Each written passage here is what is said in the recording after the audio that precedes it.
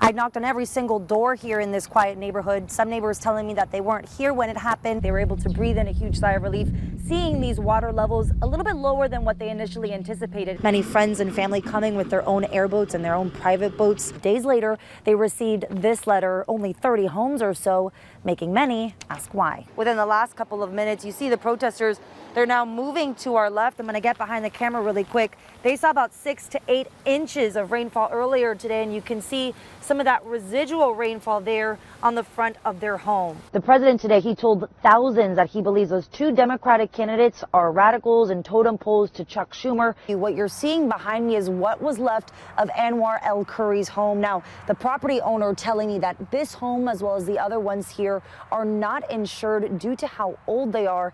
And for Anwar, that means completely starting over. It's a pretty powerful tool, if you can't tell by the way that I'm holding it, and it's able to cut through some of these hybrid models, these newer models. He was my everything. Everybody loved him, even just everybody. Lariah Richardson misses her little brother. She calls him her best bud. The 9-year-old walking beside Jaden when a car hit him. It was heartbreaking, because he just flew.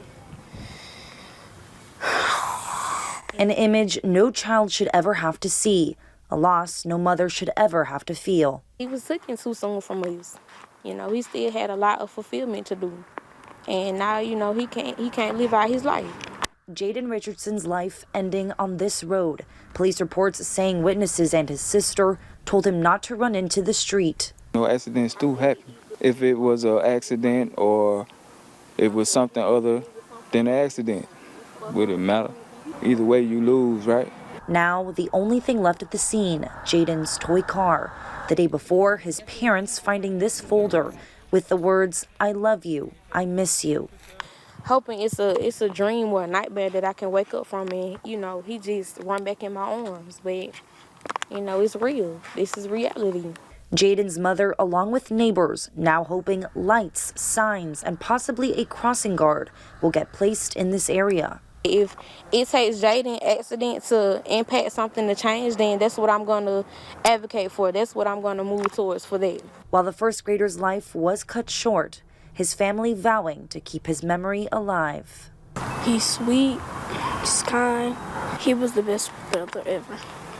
I mean, we're in 2020. There's technology that, you know, or something they can do to fix this. Water brown and undrinkable. Within the past year, Catherine Eck says the unwelcome water has come and gone, but nothing compares to what she saw this last week. We've seen the brown in the water, drinking water, shower, bathtub, toilet. Often I take a bath and I would draw the bath and it would be brown or orangey brown. And then I started noticing in the toilets, it was getting a ring, an orange ring in the toilets. But where does this all begin? Talquin telling me that they added filters to their water systems to help remove metals found in their water. They say part of that is injecting a chemical. However, one night, that injection system malfunctioned, resulting in the colored water. It has happened before, and it's just the efficiency of the filter. We're trying to tweak it, get the chemistry right, and we've gotten it to that point until this happened. Talquin says all of the main lines should be cleared within the week. They're also making adjustments, adding more operators, injection pumps, and a backup system to make sure this doesn't happen again. As long as the water quality coming out of the wells are good, then the main should flush pretty quickly. If members continue to irrigate and use a lot of water, it actually helps remove it quicker too. But for those who still have residue on filters and muggy water, concerns still linger. Well, we don't want to drink it for sure. So we have to have filters, and you really don't know when this is going to happen. It's kind of been off and on. You need water to survive. We use it every day when we take a shower, when we drink with ice and water, and when we cook. So I mean, we're kind of just sitting here with our twiddling our fingers like, what are we supposed to do? Because, you know, of course we can go to the store and get bottled water, gallons of water, but that's not something we should ever have to. I mean, that's what we pay for every month in our water bill. So it's kind of just really aggravating. Clients hoping to see clearer water in the days ahead. In Wakulla County, Sophia Hernandez, WCTV Eyewitness News. We were told it was never going to be a problem, and suddenly it was. 4-year-old Corbett Ashling was born with a congenital heart defect. After years of watching and waiting, the time came for more drastic measures, open heart surgery. To watch your baby suffer, to feel very helpless in that area. I couldn't hold him for 4 days. I had to watch him in a hospital bed.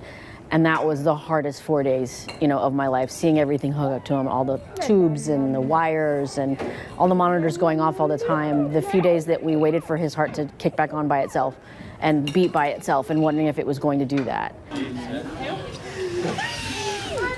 For the Sewalls, surgery is a part of their little Everett's life. The almost 2-year-old having his first surgery at 3 months. But in October, his pulmonary valve was too narrow. You want to fight it, you want to say no, like we can't go through this again.